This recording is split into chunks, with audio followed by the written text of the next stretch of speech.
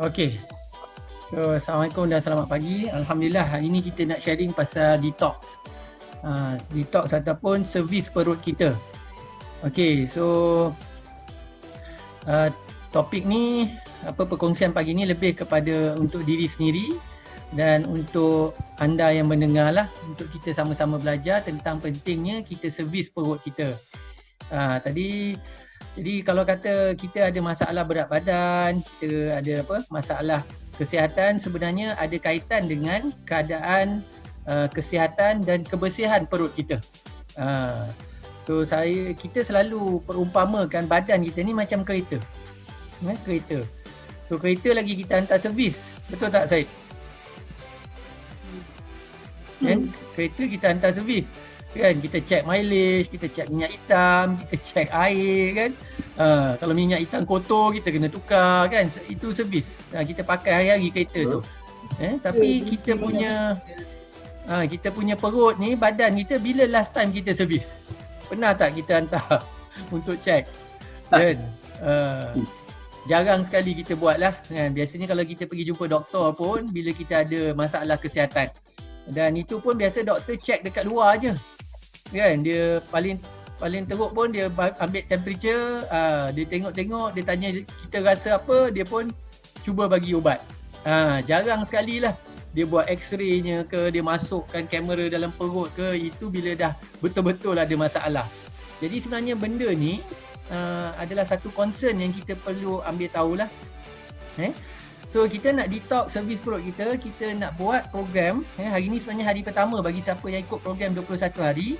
21 hari ni sebenarnya program education, pembelajaran tentang apa yang badan kita perlukan. Sebab hanya dengan ilmu baru kita boleh ambil tindakan untuk dapat result yang kita nak untuk badan kita. Okey, jadi secara semula jadi, apa sahaja yang kita makan memberikan kesan ke atas sel darah dan sistem badan kita. Itu kata pepatah orang Mat Saleh, dia kata apa? You are what you eat. Jadi kita tak boleh nafikan. Hari ni kalau badan kita terlebih berat badan, semuanya bukan salah orang lain tapi kita sendiri yang makan. Kan? Kalau kita ada masalah lemak, memang puncanya daripada kita, apa yang kita makan. So kita kena faham konsep itu. Maknanya kita kena kawal apa yang kita makan. Okey. Jadi kelebihan intensive body cleansing ni, program body cleansing ni, yang pertama kita boleh capai berat badan yang ideal. So kalau kata hari ni kita nak turunkan berat badan, pertama sekali apa yang kita perlu buat, hari ni kita patut timbang berat badan kita. So dalam komunikasi kita galakkan setiap hari Isnin timbang. Waktu apa yang terbaik nak timbang? Timbang awal pagi, kita bangun-bangun pagi, timbang. Kalau boleh ada penimbang digital. Sebab apa, lepas kita timbang tu kita boleh buat kiraan. Jadi salah satu cara yang kita nak tahu tahap kesihatan kita ni okey ke tidak adalah kita check BMI kita, Body Mass Index. Pernah dengar semua? BMI, Body Mass Index.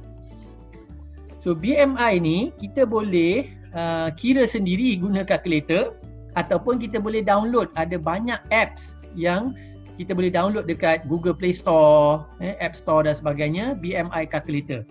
So kita boleh masukkan berat badan kita, tinggi kita dan dia akan calculate. So BMI yang sihat, yang terbaik adalah antara 18 hingga 25.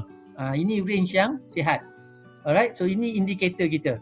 So kalau kita dah lebih daripada 25, kita dah terlebih berat badan. Kalau lebih daripada 30 BMI, maknanya itu kategori obes. Itu yang pertama. So dua perkara yang kita nak jaga adalah berat badan yang ideal. Yang kedua, kawal peratusan lemak. Peratusan lemak dalam badan kita kena kawal. Jadi untuk lelaki kita kena maintain dalam 20% ke bawah, wanita 30% ke bawah. Jadi macam mana kita nak check kandungan lemak ni? Kita perlu ada alat yang boleh bagi bacaan. Salah satu alat ni kita panggil Tanita Scanner lah. Kalau kita ada kemampuan dan kita ada kebolehan, kita boleh beli alat tu. Kita boleh buat bacaan sendiri, kita boleh monitor. Alright. So kelebihan IBC ataupun intensive body cleansing ni, kita cuci badan kita ni, kita boleh tingkatkan tahap kesihatan kita, insya-Allah.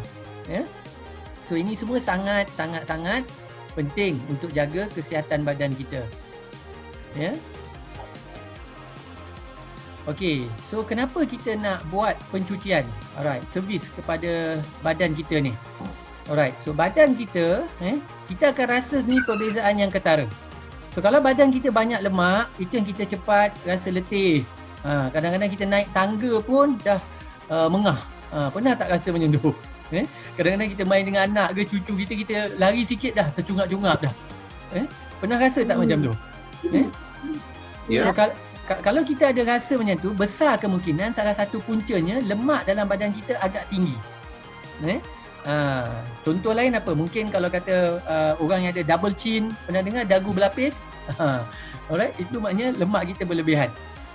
Jadi kalau kita dah boleh bersihkan badan kita, especially perut kita, kesan yang paling bagus adalah pertama, sistem pernafasan dan pencernaan kita akan jadi lebih baik. Jadi banyak orang dekat luar sana dia letakkan matlamat nak jadi kurus, nak jadi slim.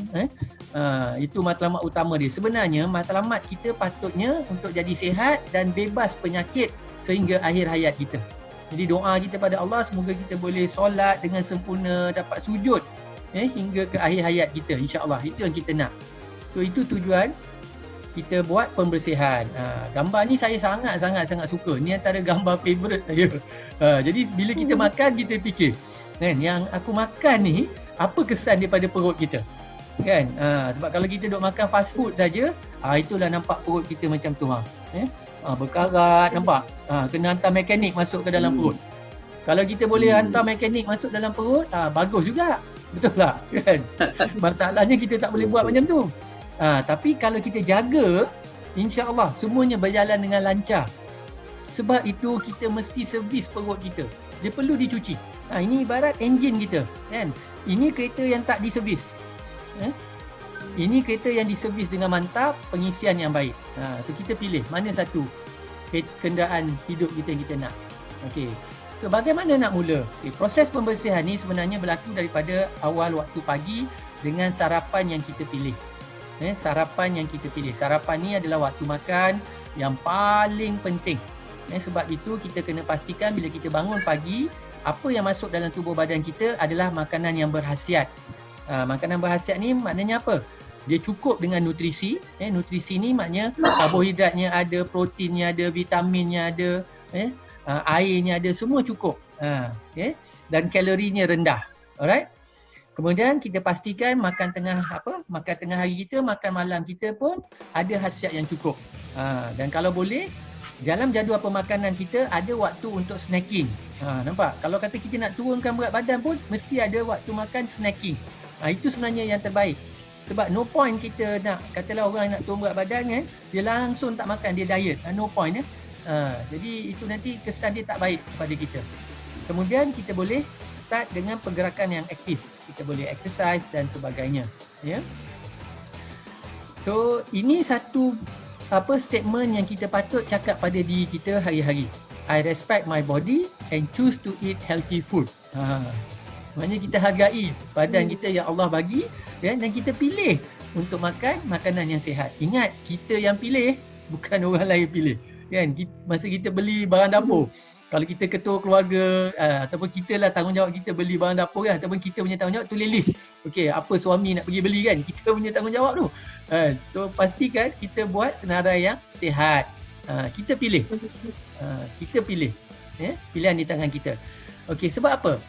Alright, kesan kurang nutrisi. Secara faktanya, seseorang yang dalam diet tetapi makanan yang dia ambil tidak mengandungi nilai nutrisi ataupun zat-zat yang badan perlu, walaupun dia jaga, dia maintain berat badan. Itu sebab kadang kita tengok ada orang kurus tapi sebenarnya tak sihat. Sebab khasiat dalam badan tak cukup. Itu yang dia rasa lemah, letih, tak bertenaga, mengantuk. Sebab sebenarnya khasiat tak cukup. Kadang-kadang orang tu lebih besar, tapi sebab dia makan makanan berkhasiat, kita nak tengok energy level luar biasa. Mantap, dia sihat. Sebab kadang-kadang dia besar sebab bukannya lemak tapi otot. Sebab itu kalau kata kita nak jaga berat badan kita nak berat badan yang ideal, matlamat kita nak sihat, kita kena belajar, kita kena tahu. Contohnya, ramai orang nak turunkan berat badan, especially dah habis Ramadan ni kan, dah masuk Syawal kan. Kita tengok ada orang masuk Ramadan, turun 4 kilo. Ni dah masuk baru pertengahan Syawal dah naik 6 kilo. Ada orang macam tu. Alright. So ada orang apa dia buat, mungkin dia tak makan nasi. Sebab dia kata nasi ni menggemukkan.